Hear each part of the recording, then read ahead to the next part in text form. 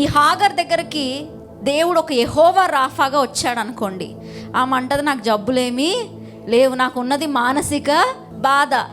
నువ్వు యెహోవా రాఫాగా వస్తే నాకేముండదు, ఇప్పుడు ఆదరణ ఉండదు. అందుకే దేవుడు ఎలా ప్రత్యక్షమయ్యాడంటే ఎల్రోయిగా ప్రత్యక్షమయ్యాడు.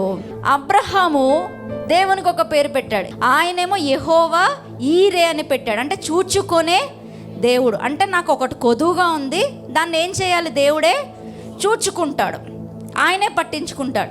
నీకు రోగం ఉంటే ఆయన యెహోవా రాఫా, నీకు సమాధానం లేకపోతే యెహోవా షాలోమ్, ఎగ్జామ్కి వెళ్తున్నావు నీకు విజయం కావాలంటే యెహోవా నిస్సి, నన్ను ఎవ్వరూ పట్టించుకోవట్లేదంటే నీకు ఆదరణ కావాలంటే యెహోవా ఎల్రోయి, నాకు అవసరంగా ఉంది, నా దగ్గర 5 రొట్టెలే ఉన్నాయి, 5,000 మంది ఉన్నారంటే ఆయన నీకు ఏమైపోతాడు, యెహోవా ఈరే అయిపోతాడు.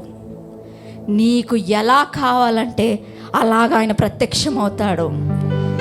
ఈ స్త్రీకి స్వస్థత అక్కర్లేదు. ఆ సమయంలో ఈ స్త్రీకి ఒక నిరీక్షణ కావాలి, నన్ను ఒక వ్యక్తి చూస్తున్నాడు, నా బాధ చూసే ఒక వ్యక్తి ఉన్నాడు అన్న ఆదరణ కావాలి. అందుకే దేవుడు ఎలా ప్రత్యక్షమయ్యాడంటే ఎల్రోయిగా. హల్లెలూయా.